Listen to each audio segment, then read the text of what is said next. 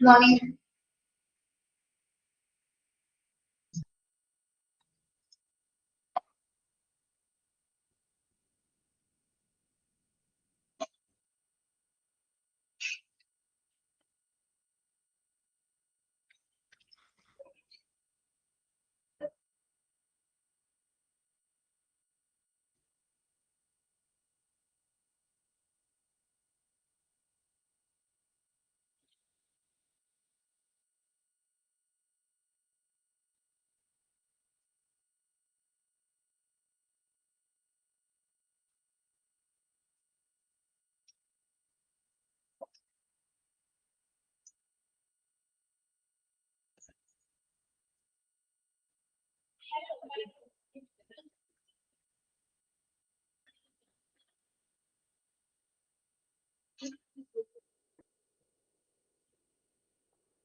Morning.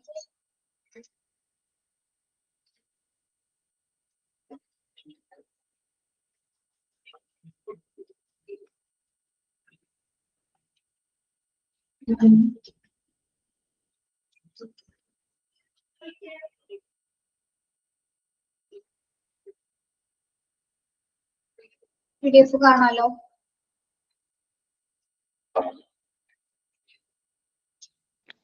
കാണാം മാം.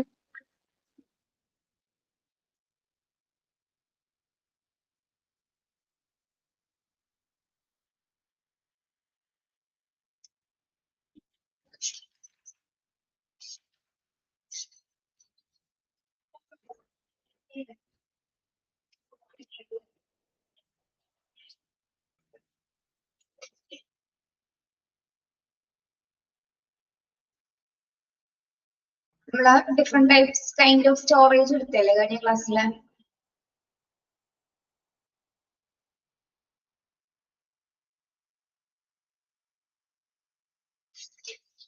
എടുത്തല്ലേ types of stores in hospital. ഏതൊക്കെ types of stores, ഏതൊക്കെ ടൈപ്സ് ആണ് മെറ്റീരിയൽസ് നമുക്ക് സ്റ്റോർ ചെയ്യുന്നത്? Drug stores, surgical stores, anaesthetic stores, kitchen stores, linen stores and general stores. Okay, drug സ്റ്റോർസിലാണ് നമ്മുടെ medications ഒക്കെ വരുന്നത് അല്ലെ, മരുന്നുകളും കാര്യങ്ങളൊക്കെ വരുന്നത് ഡ്രഗ് സ്റ്റോർസിലാണ്. സർജിക്കൽ സ്റ്റോർസിലോ സർജറിയുമായി ബന്ധപ്പെട്ട് വരുന്ന എല്ലാ മെറ്റീരിയൽസും അതിൽ വരുന്നു. അനസ്തെറ്റിക് സ്റ്റോർസില് അനസ്തേഷ്യക്ക് ഉപയോഗിക്കുന്ന മെറ്റീരിയൽസുകൾ, അതിന്റെ മെഡിക്കേഷൻസ്, അതിന്റെ ഗ്യാസസുകൾ മുതലായ കാര്യങ്ങൾ. കിച്ചൺ സ്റ്റോർസ് ഡയറ്ററി സർവീസസുമായി ബന്ധപ്പെട്ട് വരുന്ന മെറ്റീരിയൽസ്. ലിനൻ സ്റ്റോർസോ ലിനൻ ഹോസ്പിറ്റൽ ക്ലോത്തിങ്ങുമായി ബന്ധപ്പെട്ട മെറ്റീരിയൽസ് അല്ലെ. ബെഡ്ഷീറ്റ്സ്, ബെഡ് കവർ, മറ്റ് ഡോക്ടേഴ്സ് കോട്ട്, സ്ക്രീനർ അതൊക്കെ ഇതുമായി ബന്ധപ്പെട്ടുള്ള എല്ലാ തുണിത്തരങ്ങളും ലിനൻ സ്റ്റോർസിൽ ഉൾപ്പെടുന്നതാണ്. ജനറൽ സ്റ്റോർസിലോ ഹോസ്പിറ്റലിൽ കോമൺ ആയിട്ട് നമ്മൾ ഉപയോഗിക്കുന്ന മറ്റു മെറ്റീരിയൽസ് എല്ലാം തന്നെ ജനറൽ സ്റ്റോർസിൽ ഉൾപ്പെടുന്നുണ്ട്. Okay, so these are the types of stores in a hospital. ഇനി situation of the stores. Next നോക്കുന്നത് situation of the stores. Factors determine the location ആണ് കേട്ടോ. Factors determining the location of the stores are. അപ്പൊ നമ്മുടെ ഈ പറഞ്ഞ സ്റ്റോറുകളുടെയൊക്കെ പ്രധാനപ്പെട്ട location അല്ലെങ്കിൽ ഇതിന്റെ പ്രധാനപ്പെട്ട ഏരിയാസ് വരേണ്ടത്, അതിനെ ഡിറ്റർമിൻ ചെയ്യുന്ന കുറച്ച് ഫാക്ടേഴ്സ് എന്തൊക്കെയാണ്? ഓക്കെ, അതായത് ഒരു ലൊക്കേഷനുമായി ബന്ധപ്പെട്ട് സ്റ്റോറുകളുടെ ലൊക്കേഷനുമായി ബന്ധപ്പെട്ട് അതിനെ നിർണ്ണയിക്കുന്ന ഫാക്ടറുകൾ എന്തൊക്കെയാണ്?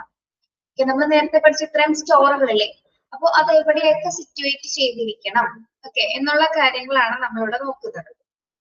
മനസ്സിലായോ ഹെഡിങ് പറഞ്ഞത്? ഏതൊക്കെ സ്റ്റോറുകൾ എവിടെയൊക്കെ ലൊക്കേറ്റ് ചെയ്തിരിക്കണം, അതിനെ ഡിറ്റർമിൻ ചെയ്യുന്ന ഫാക്ടറുകൾ ഏതൊക്കെയാണ് നമ്മൾ പഠിക്കാൻ പോകുന്നത് കേട്ടോ. First one, closeness to the user, future growth of diversification procedures, availability of vehicles, parking and unloading, adequate turning spaces, dangerous materials, safety, inflammable. ഓരോന്ന് നോക്കാം. Closeness to the user. എന്താണ് closeness to the user എന്ന് പറയുന്നത്?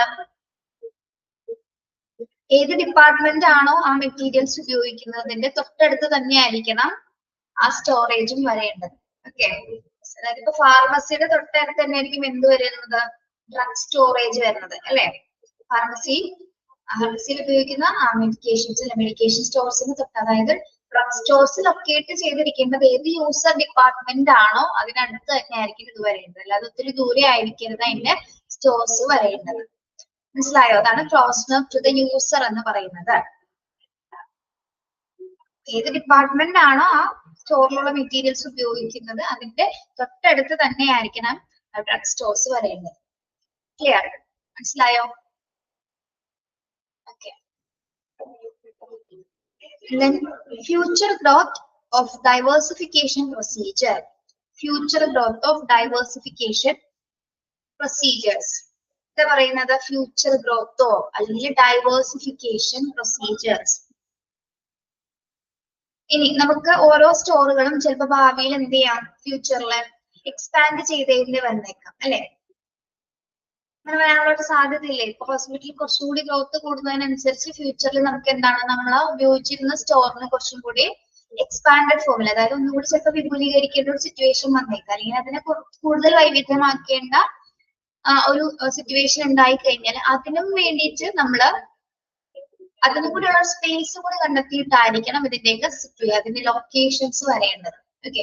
ഇപ്പൊ നമ്മള് radiology പഠിച്ചപ്പോഴും പറഞ്ഞിട്ടുണ്ട് അല്ലെ, ആ റേഡിയോളജി റൂംസ് അല്ലെങ്കിൽ അതിനെ എക്സ്പാൻഡ് ചെയ്യേണ്ടത് ഭാവിയിൽ ആവശ്യമായി വന്നേക്കാം. അപ്പൊ അതിനാൽ അതിന്റെ കൂടി സ്പേസ് എക്സ്ട്രാ നമ്മൾ കൺസിഡർ ചെയ്തിട്ട് വേണം ഓരോ ഡിപ്പാർട്ട്മെന്റ്സ് ആണെങ്കിൽ ഓരോ സ്റ്റോർസ് ആണെങ്കിൽ നമ്മൾ ആദ്യം അത് തീരുമാനിക്കേണ്ടത്. ഓക്കെ. ഭാവിയിൽ ഇനി എങ്ങനെ വിപുലീകരിക്കേണ്ടി വന്നു കഴിഞ്ഞാല് അതിനുള്ള എല്ലാ സൗകര്യങ്ങളും അതിനുള്ള സ്പേസസ് അവൈലബിൾ ആയിരിക്കും. ഓക്കെ.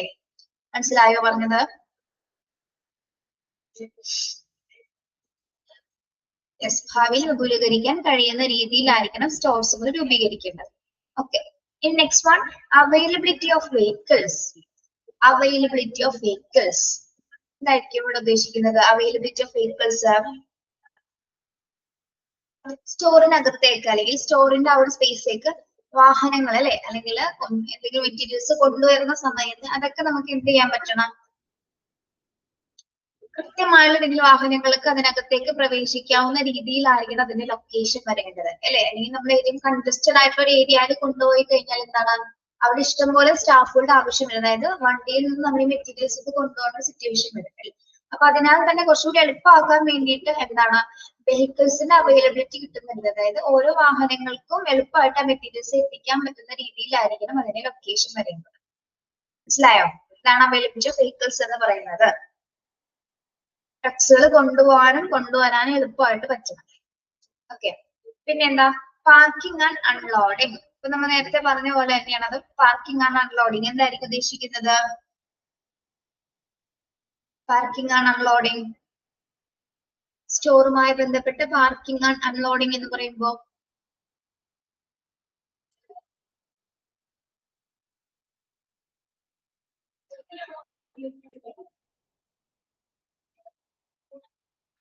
മെറ്റീരിയൽസുമായി കൊണ്ടുവരുന്ന വാഹനങ്ങൾ പാർക്ക് ചെയ്യണം അല്ലെ. ഇപ്പൊ മെറ്റീരിയൽസ് ഇറക്കാനായിട്ടും അത് അൺലോഡ് ചെയ്യാനായിട്ടുള്ള എല്ലാ ഫെസിലിറ്റീസും നമ്മൾ അറേഞ്ച് ചെയ്തിട്ടുണ്ടായിരുന്നു. ഒരു മിനിറ്റ് കേട്ടോ. യെസ്,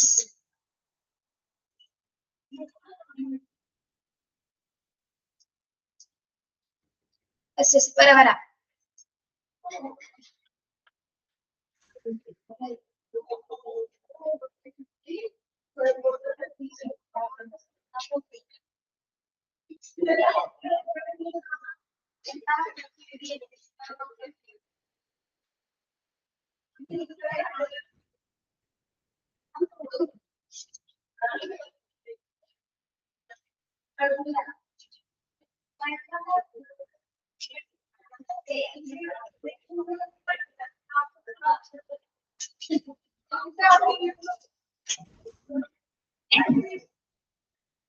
ഓക്കെ ഓക്കെ ശരി.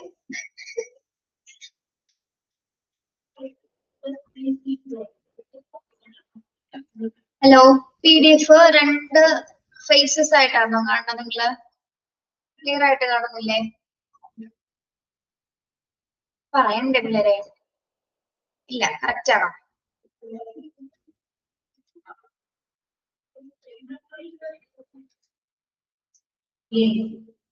ക്ലിയർ.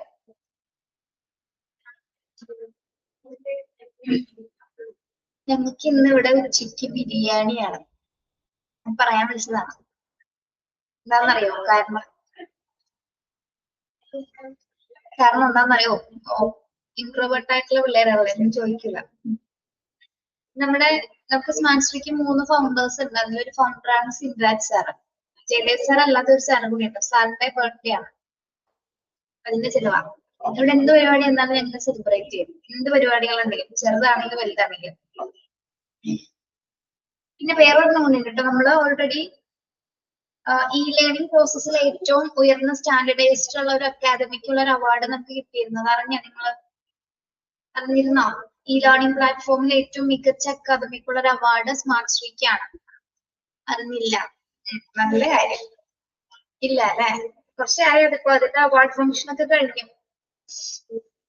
അറിഞ്ഞില്ല. ഓക്കെ, അപ്പൊ അതിന്റെയും കൂടി ചെലവാണ് കേട്ടോ. ബിരിയാണി തരാൻ പറഞ്ഞ് വിളിച്ചതല്ല കേട്ടോ. നമുക്ക് കുറച്ചുപേര് നോയമ്പൊക്കെ എടുക്കുന്ന ആൾക്കാരുണ്ട് അമ്പലത്തിലൊക്കെ പോകുമ്പോ. അപ്പൊ അങ്ങനെ പേര് എഴുതാൻ വേണ്ടിട്ട് അവള് ടെക്നിക്കൽ ടീമിംഗ് ഓഫീസേഴ്സ് ചോദിച്ചതാണ്. നിങ്ങൾ അറിഞ്ഞില്ലല്ലേ? അപ്പൊ സ്റ്റാറ്റസും വീഡിയോസും ഒന്നും കാണാറില്ല നിങ്ങൾ സ്മാർട്ട്സ്ട്രീയുടെ? നിങ്ങൾക്ക് ചെലവ് കോൺവൊക്കേഷൻ അല്ലേ? നിങ്ങൾക്ക് അപ്പൊ തരാം കേട്ടോ. സ്റ്റാറ്റസ് കണ്ടിരുന്നല്ലേ? ഓക്കെ.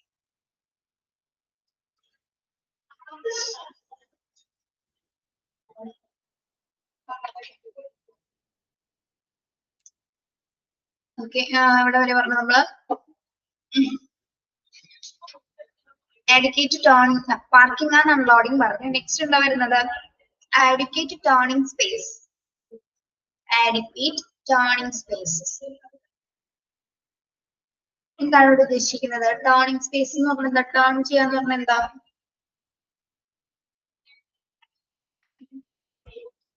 സ്റ്റോറിനകത്ത് ആവശ്യമായിട്ടുള്ള സാധനങ്ങൾ വെക്കാനുള്ള ആവശ്യത്തിന്റെ സാധ്യത എന്താണ്? മതിയായ രീതിയിലുള്ള സ്പേസസ് ഉണ്ടായിരിക്കണം അല്ലെ? ഓക്കെ, അതായത് ഏത് ടൈപ്പ് ഓഫ് സ്റ്റോറേജസ് ആണെങ്കിലും സ്റ്റോർ ആണെങ്കിലും എന്താണ് അതില് ആവശ്യത്തിലധികം മെറ്റീരിയൽസ് സൂക്ഷിക്കാനുള്ള എല്ലാത്തരം സ്പേസസും അതിനകത്ത് അവൈലബിൾ ആയിരിക്കും. ഓക്കെ, കൺജസ്റ്റഡ് ആയിട്ടുള്ള ഒരു ഏരിയാസ് ആവരുത്. സ്റ്റോർ ഏത് തന്നെയാണെങ്കിലും അത്യാവശ്യം എല്ലാ മെറ്റീരിയൽസും ഉൾക്കൊള്ളുന്ന രീതിയിലുള്ള ഒരു മതിയായ രീതിയിലുള്ള സ്പേസസ് അതിനകത്ത് അറേഞ്ച് ചെയ്തിട്ടുണ്ടായിരുന്നു. ഓക്കെ, മനസ്സിലായോ? ഡേഞ്ചറസ് മെറ്റീരിയൽസ് ഉദ്ദേശിച്ചിരിക്കുന്നത് ഡേഞ്ചറസ് മെറ്റീരിയൽസ് നമുക്ക് തോന്നിയ പോലെ സൂക്ഷിച്ചു വെക്കാൻ പറ്റുമോ? സ്റ്റോർ ചെയ്യാൻ പറ്റുമോ ഡേഞ്ചറസ് മെറ്റീരിയൽസ്? ഇല്ല. എങ്ങനെയായിരിക്കണം? ഏറ്റവും സേഫ് ആയിട്ട് നമ്മള് സ്റ്റോർ ചെയ്യേണ്ട ഒരു കേസസ് ആണ് അല്ലെ? യെസ്. അതായത് ഡേഞ്ചറസ് മെറ്റീരിയൽസ് എന്ന് പറയുമ്പോൾ ഏതൊക്കെയാണ് അതിൽ ഉൾപ്പെടുന്നത്?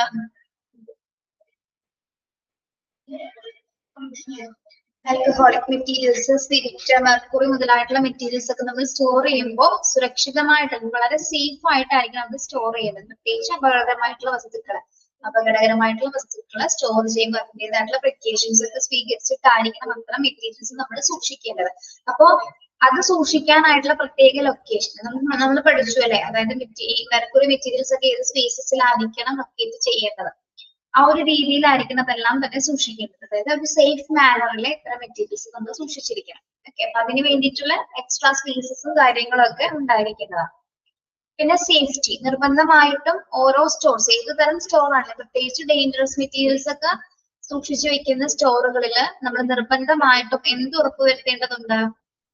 സേഫ്റ്റി അല്ലെ? സാധനങ്ങൾ വെക്കാനും സ്റ്റാഫുകളുടെ അതുപോലെ തന്നെ എന്താണ് സ്റ്റാഫുകളുടെ സേഫ്റ്റി ആണ് ഇവിടെ പ്രധാനമായിട്ട് വരുന്നത് അല്ലെ? ഇപ്പൊ ചിലപ്പോൾ ഏതെങ്കിലും മെറ്റീരിയൽസ് നമ്മളെ നോർമൽ നമ്മുടെ കറക്റ്റ് പൊസിഷനിലല്ല വെച്ചിരിക്കുന്നതെങ്കിൽ ചിലപ്പോൾ അത് എടുക്കുന്ന സമയത്ത് താഴെ വീഴാനോ എന്തെങ്കിലും തരത്തിലുള്ള അപകടങ്ങൾ വെച്ചാണോ സാധ്യതയുണ്ട്.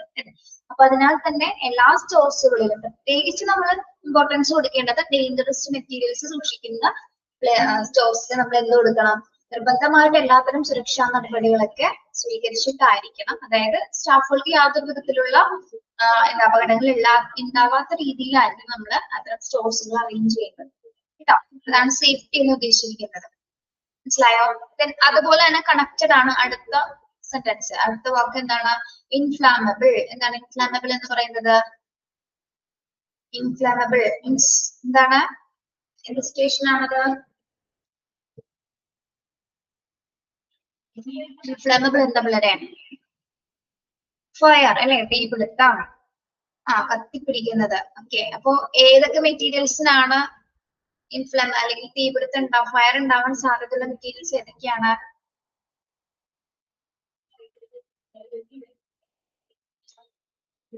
നമുക്കറിയാം അപകടകരമായ വസ്തുക്കളിൽ മാത്രമല്ല ഡേഞ്ചറസ് സിറ്റുവേഷൻ ഉള്ളത്. മെഡിക്കേഷൻസിൽ നിന്ന് എന്താണ്, ചില മെഡിക്കേഷൻസിൽ നിന്ന് എന്താണ് എന്തെങ്കിലും തരത്തിലെ കോംപ്ലിക്കേഷൻസ് വരാനുള്ള സാധ്യത, ലിക്വിഡ് ആയിട്ടുള്ള മെറ്റീരിയൽസ് ഒക്കെ ഉണ്ടെങ്കിൽ അതിൽ നിന്നും പലതരത്തിലുള്ള അപകടങ്ങൾ ഉണ്ടാവാനും തീപിടുത്തം ഉണ്ടാവാനുള്ള സാധ്യതയുണ്ട്. ഓക്കെ, അപ്പൊ അങ്ങനെ എന്തെങ്കിലും സിറ്റുവേഷൻ ഉള്ള തീപിടുത്തത്തിന്റെ ഒരു സാധ്യത ഉള്ളത് കൊണ്ട് തന്നെ നമ്മൾ അതിന്റെ എല്ലാം സേഫ്റ്റി ഉറപ്പുവരുത്തുന്ന രീതിയിലായിരിക്കണം അതിന്റെ സ്റ്റോറേജസിന്റെ ആ ഒരു സിറ്റുവേഷന്റെ ലൊക്കേഷൻ. അതായത് തീപിടുത്തം ഉണ്ടായി കഴിഞ്ഞാൽ നമുക്ക് എത്രയും പെട്ടെന്ന് രക്ഷപ്പെടാനുള്ള എന്തെങ്കിലും തരത്തിലുള്ള ഇപ്പൊ വാതിലുകളാണെങ്കിലും സ്റ്റെയർസ് ആണെങ്കിലും നമ്മൾ ഓൾറെഡി അത് സെറ്റ് ചെയ്തിട്ടുണ്ടായിരിക്കും. ഓക്കെ, ചില സ്റ്റോറുകൾ നമ്മൾ അണ്ടർഗ്രൗണ്ടിലൊക്കെ പണിയാറുണ്ട് അല്ലെ, അണ്ടർഗ്രൗണ്ട് അതായത് ഹോസ്പിറ്റൽ അണ്ടർഗ്രൗണ്ടിൽ സൂക്ഷിക്കുന്ന സ്റ്റോറേജസ് ഉണ്ട്, സ്റ്റോറുകൾ. അതായത് നമുക്ക് മനസ്സിലായി അണ്ടർഗ്രൗണ്ട് എന്ന് പറഞ്ഞാൽ എന്താണ്, താഴെയായിട്ടുള്ള ഏറ്റവും താഴത്തെ ഫ്ലോർ ആണ് അല്ലെ, ഏറ്റവും താഴെയുള്ള അണ്ടർഗ്രൗണ്ടിലുള്ള ഫ്ലോർസിലും. അപ്പൊ നമുക്ക് അങ്ങനെയൊക്കെ അവിടെ വെച്ച് എന്തെങ്കിലും അപകടം പറ്റിക്കഴിഞ്ഞാൽ ഇത്രയും പെട്ടെന്ന് പുറത്ത് കിടക്കാനുള്ള എല്ലാത്തിനും സൗകര്യങ്ങളും അതിൽ അറേഞ്ച് ചെയ്തിട്ടുണ്ട് അല്ലെ. ഓക്കെ, അപ്പൊ അങ്ങനെ തീപിടുത്തം ഒക്കെ വന്നു കഴിഞ്ഞാൽ പെട്ടെന്ന് സ്റ്റാഫുകൾക്ക് മാറാനും അല്ലെങ്കിൽ ജീവനക്കാരുടെ സേഫ്റ്റി ഉറപ്പുവരുത്താൻ പറ്റുന്ന രീതിയിലായിരിക്കണം എല്ലാ സ്റ്റോഴ്സിന്റെ ലൊക്കേഷൻസ് സെറ്റ് ചെയ്യുന്നത്. ഓക്കെ, ഇപ്പൊ നമുക്ക് പറഞ്ഞ എന്താണ്, factors determine the location of the stores. അപ്പൊ ഓരോ സ്റ്റോറുകളെ ലൊക്കേറ്റ് ചെയ്യുന്ന സമയത്ത് അതിനെ ഡിറ്റർമിൻ ചെയ്യുന്ന പ്രധാന ഫാക്ടറുകൾ ഏതൊക്കെയാണ്? ഒന്ന്, ഏത് ഡിപ്പാർട്ട്മെന്റ് ആണ് ഇത് യൂസ് ചെയ്യുന്നത്, അതിന്റെ തൊട്ടടുത്ത് തന്നെയായിരിക്കണം ഇത് വരേണ്ടത് അല്ലെ, ക്ലോസ്നെസ് ടു ദ യൂസർ. പിന്നെന്താണ്, ഫ്യൂച്ചറിൽ നമുക്കിത് ന്യൂനീകരിക്കേണ്ടി വന്നാൽ അതിനുള്ള എക്സ്ട്രാ സ്പേസ് നമ്മൾ കണ്ടെത്തിയിട്ടുണ്ട്. പിന്നെ വെഹിക്കിൾസ് നല്ല രീതിയിൽ, അതായത് അവൈലബിലിറ്റി വെഹിക്കിൾസ് ഉദ്ദേശിക്കുന്നത് എന്താണ്, സ്റ്റോഴ്സിലേക്ക് വാഹനങ്ങൾ കടന്നു വരാനുള്ള എല്ലാ സൗകര്യങ്ങളും ഉണ്ടായിരിക്കണം. അതുപോലെ തന്നെ പാർക്ക് ചെയ്യാനും അൺലോഡിങ് ചെയ്യാനുള്ള എല്ലാ ഫെസിലിറ്റീസും നമ്മൾ അറേഞ്ച് ചെയ്തിരിക്കണം. പിന്നെ എല്ലാ സ്റ്റോറിലെല്ലാവരും കൃത്യമായിട്ട് വെക്കാവുന്ന സ്പേസസ് മതിയായ രീതിയിൽ ആഡിക്വേറ്റ് ആയിട്ടുള്ള സ്പേസസ് ഡിറ്റർമിൻ ചെയ്തിട്ടുണ്ടായിരിക്കും.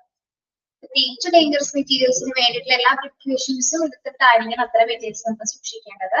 നിർബന്ധമായിട്ടും സ്റ്റാഫുകൾ സേഫ്റ്റി ഉറപ്പുവരുത്തുന്ന രീതിയിലായിരിക്കണം ആ ഒരു ലൊക്കേഷൻ ചൂസ് ചെയ്യേണ്ടത്. അതേപോലെ തീപിടുത്ത സാധ്യതയുള്ള സമയത്ത് പുറത്തു കിടക്കാനായിട്ട് അല്ലെങ്കിൽ ജീവനക്കാരെ സുരക്ഷിതത്വം ഉറപ്പുവരുത്തുന്ന എല്ലാ മെഷേഴ്സും കൂടി നമ്മൾ അതിൽ അറേഞ്ച് ചെയ്തിട്ടുണ്ടായിരുന്നു കേട്ടോ.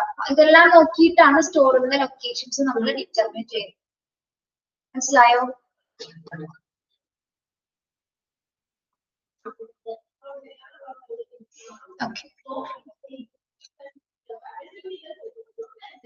ക്ലിയർ ആണല്ലോ അത്? 8 പോയിന്റ്.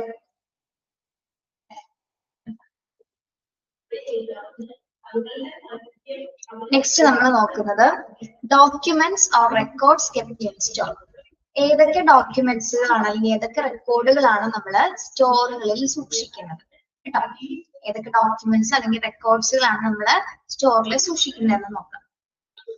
ഇതൊക്കെയാണ് stores manual, purchase requisition, purchase plan, purchase order, delivery challan, good received note, good returned note, materials requisition note, bill cards, store ledgers and dead stock registers. Okay, അപ്പൊ ഇത്രയും സാധനങ്ങളാണ്, ഇത്തരം റെക്കോർഡുകളാണ് നമ്മൾ എവിടെ സൂക്ഷിക്കുന്നത്?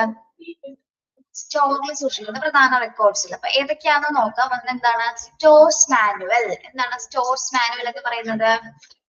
സ്റ്റോർസ് മാനുവൽ എന്ന് പറയുന്നത് എന്തിനാണ്? നമ്മള്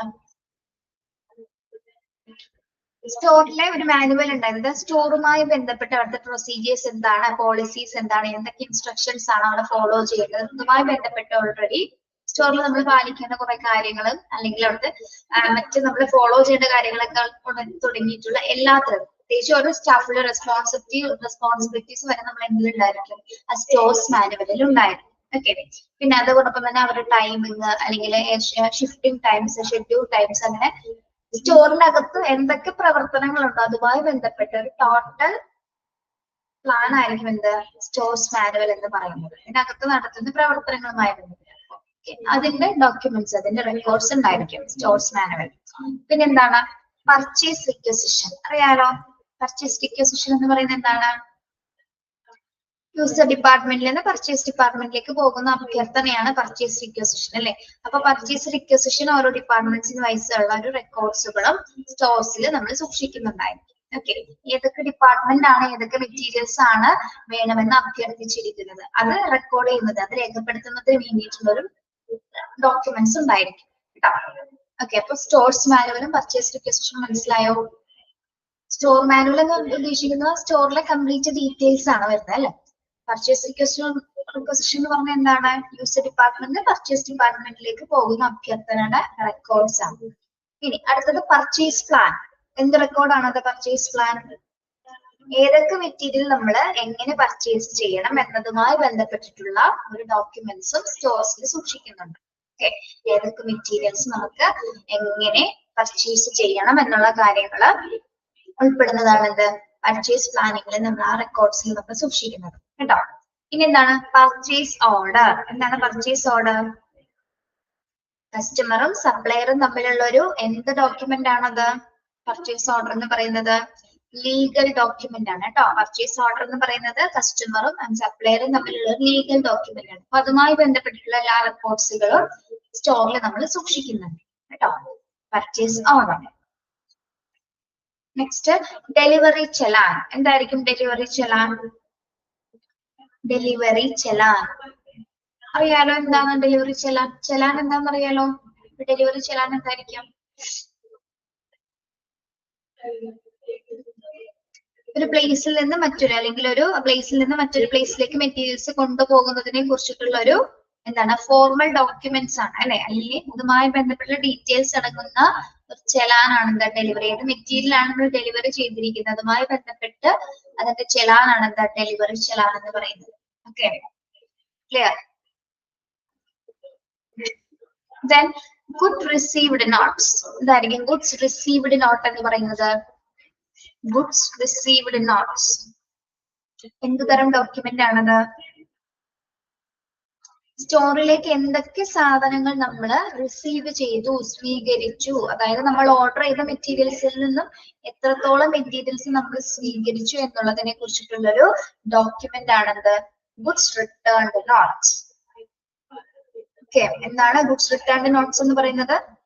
സ്റ്റോറിൽ എന്തൊക്കെ സാധനങ്ങള് സപ്ലയറിൽ നിന്നും നമ്മൾ വാങ്ങിച്ചിട്ടുണ്ട് അതിന്റെ റിസീവ് ചെയ്തിരിക്കുന്ന ഗുഡ്സിന്റെ കംപ്ലീറ്റ് ഡീറ്റെയിൽസ് അടങ്ങുന്ന ഒരു ഡോക്യുമെന്റ് ആണത് ഗുഡ്സ് റിട്ടേൺഡ് നോട്ട് എന്ന് പറയുന്നത്. ക്ലിയർ?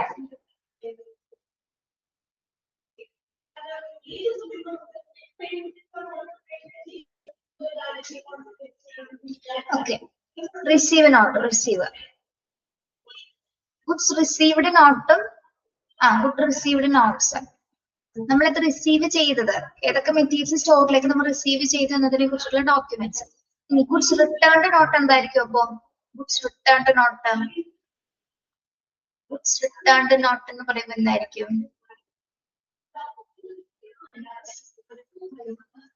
എന്തായിരിക്കും റിട്ടേൺഡ് നോട്ട്?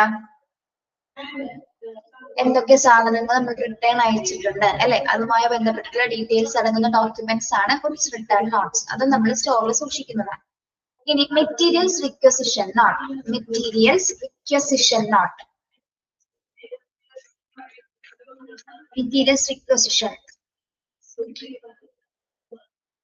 എന്തായിരിക്കും മെറ്റീരിയൽസ് റിക്വസിഷൻ എന്ന് പറയുന്നത്? പറയാലോ, സിമ്പിൾ അല്ലേ അത്?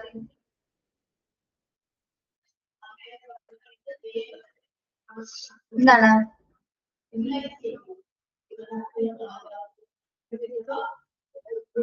ഇവിടെ ഒരു വ്യത്യാസമുണ്ട്. അതായത് ചില ഹോസ്പിറ്റലുകളിൽ നമ്മൾ ചില മെഡിക്കേഷൻസ് ഹോസ്പിറ്റലിൽ തന്നെ തയ്യാറാക്കാണ്, ചില മരുന്നുകൾ ഹോസ്പിറ്റലിൽ തന്നെ തയ്യാറാക്കുന്നുണ്ട്. ഓക്കെ, അപ്പൊ ഇവിടെ മെറ്റീരിയൽസ് റിക്വസിഷൻ ഉദ്ദേശിക്കുന്നത് അത്തരം മെഡിസിൻസ് നമുക്ക് ഉണ്ടാക്കുന്നതിന് വേണ്ടിയിട്ട്, അതായത് മെഡിസിൻ രൂപകൽപ്പന ചെയ്യുന്നതിന് വേണ്ടിയിട്ട് ഉപയോഗിക്കുന്ന മെറ്റീരിയൽസ് ഉണ്ട്, അത് റിക്വസ്റ്റ് ചെയ്തുകൊണ്ടുള്ള ഒരു ഡോക്യുമെന്റ് ആണിത് മെറ്റീരിയൽ റിക്വസിഷൻ നോട്ട് എന്ന് പറയുന്നത്. നമ്മുടെ നോർമൽ മെറ്റീരിയൽസ് അല്ല ഇവിടെ ഉദ്ദേശിക്കുന്നത്.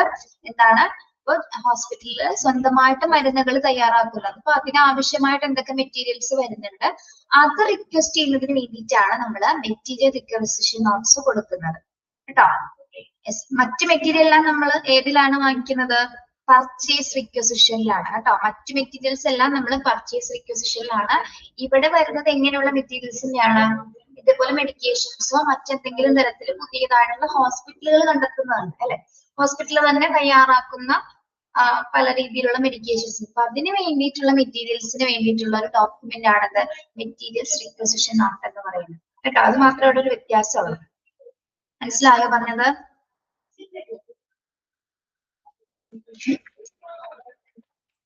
യെസ്. Okay.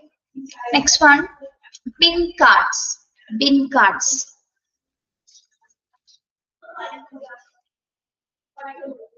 Bin card എന്താണ്? ഈ ബിൻ കാർഡ്സിലായിരിക്കും നമ്മള് സ്റ്റോറേജിൽ സൂക്ഷിച്ചിരിക്കുന്ന ഓരോ മെറ്റീരിയൽസ് ഇല്ലേ, അതിന്റെ കൂടെ എന്ത് ചെയ്തിട്ടുണ്ടാവും? കാർഡ്സുകൾ സൂക്ഷിച്ചിട്ടുണ്ട്. ഈ കാർഡിൽ നമ്മൾ എന്തായിരിക്കും രേഖപ്പെടുത്തിയിട്ടുണ്ടാവുക? കാർഡിൽ എന്തൊക്കെ രേഖപ്പെടുത്തിയിട്ടുണ്ടായിരിക്കും? ഓരോ സ്റ്റോറിലെയും സ്റ്റോക്കിന്റെ ഐറ്റംസിന്റെ പൊസിഷൻ എങ്ങനെയാണെന്ന് സൂചിപ്പിക്കുന്നതിനാണ് നമ്മൾ ബിൻ കാർഡ്സുകൾ ഉപയോഗിക്കുന്നത്. ഓക്കെ, ഒന്ന് വേണ്ടി നോട്ട് ചെയ്ത് വെച്ചോളൂ. സ്റ്റോറിലെ ഐറ്റംസിന്റെ സ്റ്റോക്കിന്റെ പൊസിഷൻ, ഓരോ സ്റ്റോക്കുകളുടെ പൊസിഷൻസിനെ സൂചിപ്പിക്കുന്നതിന് വേണ്ടിയിട്ടാണ് നമ്മൾ ബിൻ കാർഡുകൾ ഉപയോഗിക്കുന്നത്. ഓക്കെ, അപ്പൊ അത് കളർ കോഡ്സിലായിരിക്കും അല്ലെങ്കിൽ ഓൾറെഡി ലേബൽ ചെയ്തിട്ടുള്ള കാർഡ്സുകളായിരിക്കും. ഓക്കെ, അപ്പൊ ഓരോ ഐറ്റംസിന്റെ പൊസിഷൻ എവിടെയാണെന്ന് നിർണ്ണയിക്കാൻ വേണ്ടിയിട്ടാണ് നമ്മൾ ബിൻ കാർഡുകൾ സ്റ്റോറിൽ ഉപയോഗിക്കുന്നത്. ഓക്കെ, യെസ്, മനസ്സിലായോ?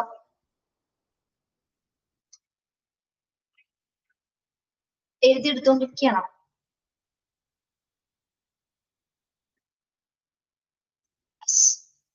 എന്താണ് ബിൻ കാർഡ്സ് എന്ന് സൂചിപ്പിക്കുന്നത്? സ്റ്റോക്കിലെ ഐറ്റംസിന്റെ സ്റ്റോക്ക് പൊസിഷൻ എവിടെയാണ്, ആ ഒരു മെറ്റീരിയലിന്റെ പൊസിഷൻ എവിടെയാണ് നമുക്ക് അതിനെ കാണിക്കുന്നതിന് വേണ്ടിയിട്ടാണ് നമ്മൾ ബിൻ കാർഡ്സുകൾ ഉപയോഗിക്കുന്നത് കേട്ടോ. ലാമിനേറ്റ് ചെയ്തിരിക്കുന്ന കാർഡ്സുകളായിരിക്കും അത്. Then stores ledgers and dead stock register. Stores ledgers and dead stock register. Store ledges എന്ന് പറയുമ്പോൾ എന്തായിരിക്കും? ലെഡ്ജസ് ടെക്സ്റ്റിൽ അങ്ങനെ തന്നെയല്ലേ കിടക്കുന്നത്? നിങ്ങളുടെ നോക്കിയേ, ലെഡ്ജസ് തന്നെയല്ലേ. അതായത് ഈ ലെഡ്ജസ് എന്ന് സൂചിക്കുന്നത് നമ്മൾ ഓൾറെഡി ഇത് കമ്പ്യൂട്ടറിലാണ് നമ്മൾ സൂക്ഷിക്കുന്നത്, ലെഡ്ജർ സിസ്റ്റത്തിലാണ്. അതായത് ഒരു സ്റ്റോറിൽ എന്തൊക്കെ മെറ്റീരിയൽസ് ഐറ്റംസ് സ്റ്റോക്ക് ഉണ്ട് എന്ന് നമ്മൾ കമ്പ്യൂട്ടറിൽ രേഖപ്പെടുത്തി വെക്കുന്നതിനെയാണ് സ്റ്റോർ ലെഡ്ജസ് എന്ന് പറയുന്നത്. അതായത് ഒരു സ്റ്റോറിൽ എന്തൊക്കെ സ്റ്റോക്കുകൾ ബാലൻസ് ഉണ്ടെന്ന് നമ്മൾ ഓൾറെഡി ഒരു കമ്പ്യൂട്ടർ സിസ്റ്റത്തിൽ രേഖപ്പെടുത്തുന്നതിനെയാണ് സ്റ്റോർസ് ലെഡ്ജസ് എന്ന് പറയുന്നത്. അപ്പോ ഡെഡ് സ്റ്റോക്ക് രജിസ്റ്റർ എന്ന് പറയുമ്പോൾ എന്തായിരിക്കും? ഡെഡ് സ്റ്റോക്ക് രജിസ്റ്റർ എക്സ്പയറി കഴിഞ്ഞിട്ടുള്ള അല്ലെങ്കിൽ കാലഹരണപ്പെട്ട ഓൾഡ് ആയിട്ടുള്ള ഏതെങ്കിലും എക്യുപ്മെന്റ്സ് അല്ലെങ്കിൽ മെറ്റീരിയൽസ് ഉണ്ടെങ്കിൽ അതിന്റെ രജിസ്റ്റേഴ്സ് ആണ് എന്തിൽ വരുന്നത്? ഡോക്യുമെന്റ്സ് ആണ് എന്തിൽ വരുന്നത്? ഡെഡ് സ്റ്റോക്ക് രജിസ്റ്റേഴ്സിൽ വരുന്നത്. ഓക്കെ, ഡെഡ് സ്റ്റോക്ക് എന്ന് പറയുമ്പോൾ എക്സ്പയറി ഡേറ്റ് കഴിഞ്ഞിട്ടുള്ള മെറ്റീരിയൽസുകൾ അല്ലെങ്കിൽ കാലഹരണപ്പെട്ടതായിട്ടുള്ള അല്ലെങ്കിൽ ഔട്ട്ഡേറ്റഡ് ആയിട്ടുള്ള മെറ്റീരിയൽസ് ഒക്കെ ആയിരിക്കും ഡെഡ് സ്റ്റോക്ക് രജിസ്റ്റേഴ്സിൽ നമ്മൾ ഓൾറെഡി സൂക്ഷിക്കുന്നത് കേട്ടോ. അതിന്റെ പേരുകൾ ഓൾറെഡി സൂക്ഷിച്ചിട്ടുണ്ടായിരിക്കും. യെസ്, മനസ്സിലായോ? അപ്പോ നമ്മുടെ സ്റ്റോറുകളിൽ മെറ്റീരിയൽ സ്റ്റോഴ്സുകളിൽ ഉപയോഗിക്കുന്ന പ്രധാനപ്പെട്ട ഡോക്യുമെന്റ്സ് റെക്കോർഡ്സുകളാണ് നമ്മളിപ്പോ പഠിച്ചത്. ഏതൊക്കെയാണ്? ഒന്ന് stores manual, purchase requisition, purchase plan, purchase order, delivery challan, goods received notes and goods returned notes, material requisition note, bin card, store ledgers and dead stock registers. Okay, ഇതിൽ ഏതെങ്കിലും മനസ്സിലാവാത്തതുണ്ടോ നിങ്ങൾക്ക്?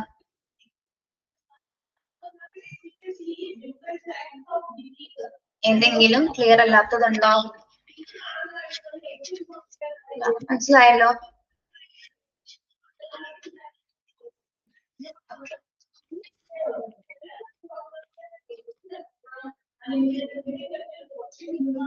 Yes.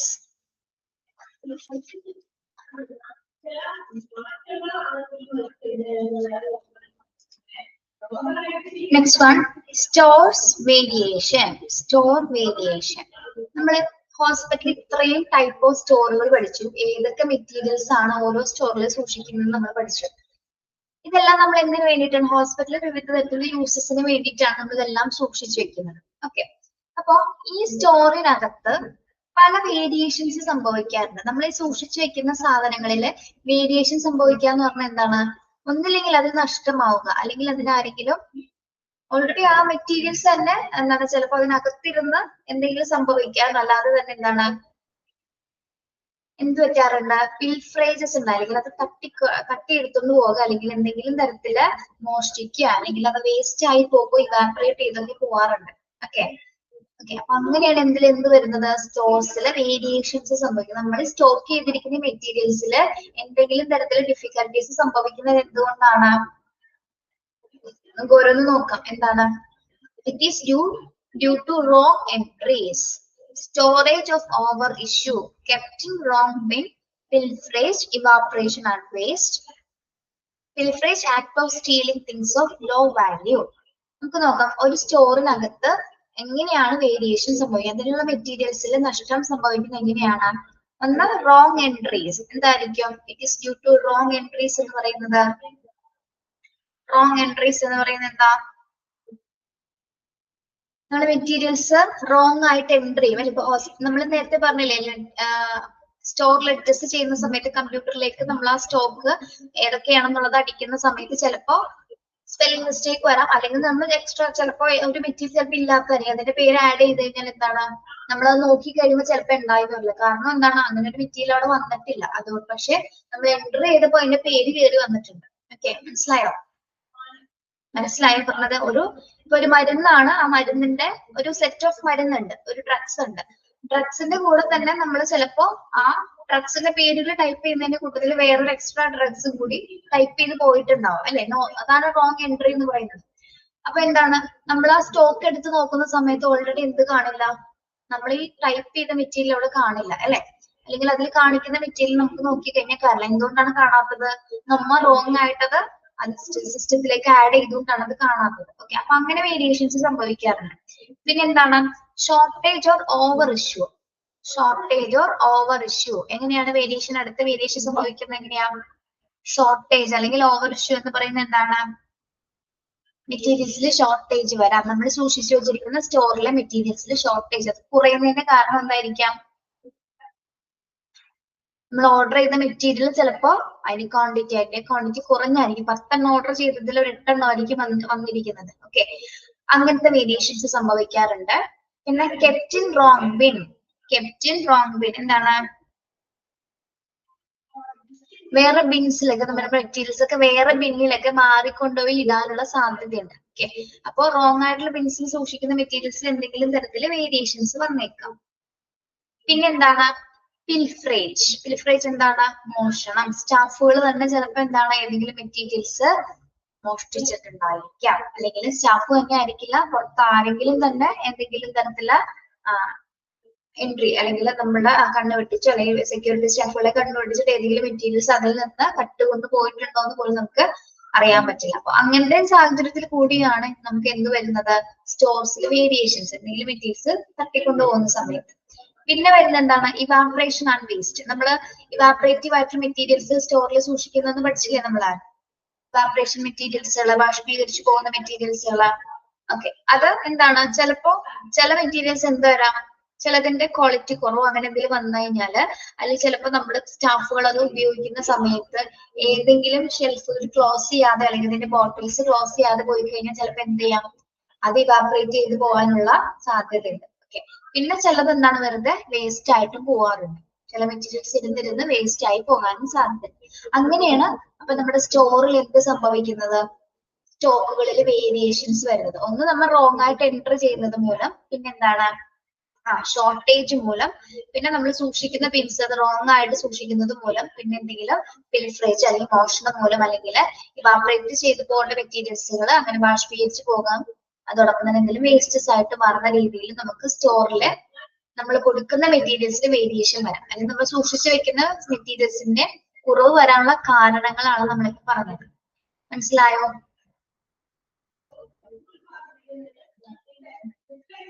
Yes. ഇനി ഇവിടെ pilferage എന്താണെന്ന് പറയുന്നുണ്ട്. Pilferage, act of stealing things of low value. Pilferage അഥവാ മോഷണം എന്ന് പറയുന്നത് എന്താണ്, act of stealing things of low value. എന്താണ്, കുറഞ്ഞ മൂല്യമുള്ള സാധനങ്ങള് മോഷണം നടത്തുന്നതിനെയാണ് നമ്മൾ പിൽഫ്രേജ് എന്ന് പറയുന്നത്. കുറഞ്ഞ മൂല്യമുള്ള സാധനങ്ങള് ഇവിടെ ലോ വാല്യൂസ് ആയിട്ടുള്ള മെറ്റീരിയൽസ് നമ്മൾ മോഷ്ടിക്കുന്നതിനെയാണ് പിൽഫ്രേജ് എന്ന രീതിയിലാണ് സൂചിപ്പിക്കുന്നത് കേട്ടോ. Act of stealing things of low value. Clear ആണോ? എങ്ങനെയാണ് സ്റ്റോറിൽ വേരിയേഷൻസ് സംഭവിക്കുന്നത് മനസ്സിലായോ?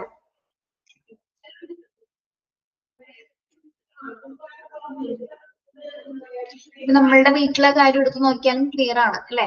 നമ്മുടെ വീട്ടിൽ കുറെ സാധനങ്ങൾ നമ്മൾ സ്റ്റോർ ചെയ്ത് വെച്ചിട്ടുണ്ടാവും. നമ്മുടെ കണ്ണു വെട്ടിച്ച് നമ്മുടെ കുട്ടികൾ എടുത്ത് കഴിക്കുന്നുണ്ടാവും. ഓക്കെ, ചിപ്സില് വേരിയേഷൻ വരാൻ കാരണം എന്താണ്? ഇടക്കിടക്ക് ഇങ്ങനെ കഴിച്ചുകൊണ്ടിരിക്കുന്ന അനുസരിച്ച് ആ ബോട്ടിൽ കുറഞ്ഞുകൊണ്ടിരിക്കും. അതേപോലെ തന്നെ നമ്മൾ ഓയിൽ സൂക്ഷിക്കുന്ന സമയത്ത് ഓയിലിന്റെ ചിലപ്പോൾ ബോട്ടിൽസിൽ എന്തെങ്കിലും ചെറുതായിട്ടൊരു ഹോൾ ഉണ്ടെങ്കിൽ അതിങ്ങനെ പോയിക്കൊണ്ടേയിരിക്കും നമ്മൾ അറിയാതെ തന്നെ. അങ്ങനെ സ്റ്റോറേജസ് വേരിയേഷൻസ് വരാറുണ്ട്. അല്ലെങ്കിൽ അതേപോലെ ആരെങ്കിലും വന്ന് കട്ടുകൊണ്ട് പോയി കഴിഞ്ഞാൽ, വീട്ടിലെ കളർ എന്തെങ്കിലും കട്ടുകൊണ്ട് പോയി കഴിഞ്ഞാലും നമ്മുടെ സ്റ്റോറിലുള്ള സാധനങ്ങള് എന്താണ് സ്റ്റോറിൽ സൂക്ഷിച്ചിരിക്കുന്ന സാധനങ്ങളിൽ വേരിയേഷൻസ് വരാം. ഓക്കെ, നമ്മുടെ അശ്രദ്ധ മൂലവും നമ്മുടെ കയ്യിൽ നിന്ന് എന്തെങ്കിലുമൊക്കെ സംഭവിക്കാറുണ്ട്. യെസ്, ഇനി നമ്മൾ നോക്കുന്നത് ഒബ്ജക്റ്റീവ്സ് ഓഫ് സ്റ്റോക്ക് വെരിഫിക്കേഷൻസ് ആണ് കേട്ടോ. Objectives of stock verification.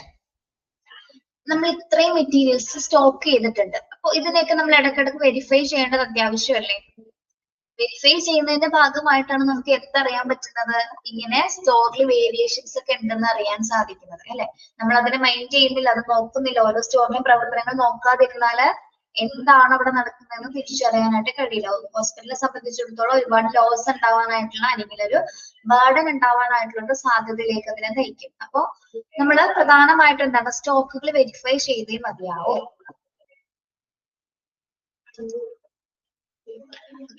Stock verify ചെയ്യുന്നതിന്റെ പ്രധാനപ്പെട്ട ഒബ്ജക്റ്റീവ്സ് എന്തൊക്കെയാണ് എന്നാണ് പറയുന്നത്?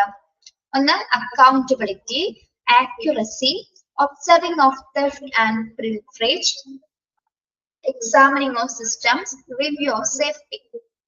Okay, objectives of stock verification എന്തൊക്കെയാണെന്ന് നോക്കാം. ഒന്ന് അക്കൗണ്ടബിലിറ്റി. എന്താണ് അക്കൗണ്ടബിലിറ്റി എന്ന് പറയുന്നത്? നമുക്കിത് വെരിഫൈ ചെയ്യുന്ന സമയത്ത് അവിടെ നടക്കുന്ന സ്റ്റാഫുകൾ, അവിടെ പ്രവർത്തിക്കുന്ന സ്റ്റാഫുകളുടെ പ്രവർത്തനത്തില് അവർ കൃത്യമായിട്ട് പ്രവർത്തിക്കാത്തത് കൊണ്ടാണ്. അതായത് അക്കൗണ്ടബിലിറ്റി എന്ന് വെച്ചാൽ ഉത്തരവാദിത്വമാണ് അല്ലെ. അവിടെ സ്റ്റോറിൽ വർക്ക് ചെയ്യുന്ന സ്റ്റാഫുകൾ ഉത്തരവാദിത്തത്തോടു കൂടി എല്ലാം വർക്ക് ചെയ്യുന്നത് നമുക്ക് അറിയാൻ സാധിക്കും. അതായത് അക്കൗണ്ടബിലിറ്റി ചെക്ക് ചെയ്ത് നമ്മൾ, അതായത് സ്റ്റാഫുകളുടെ അശ്രദ്ധ മൂലമാണ് ഈ പറഞ്ഞ കാര്യങ്ങളെല്ലാം വന്നിരിക്കുന്നത് അല്ലെ. ഈ വേരിയേഷൻസ് വരാൻ കാരണം എന്താണ്? അവരുടെ ഉത്തരവാദിത്തമില്ലായ്മയാണ് അല്ലെ. ആണോ?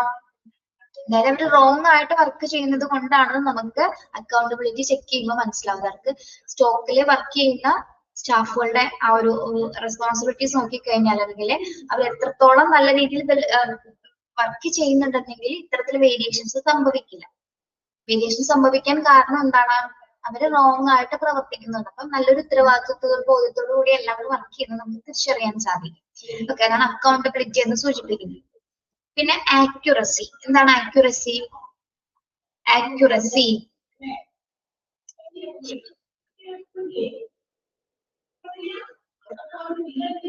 ആക്യുറസി എന്താ?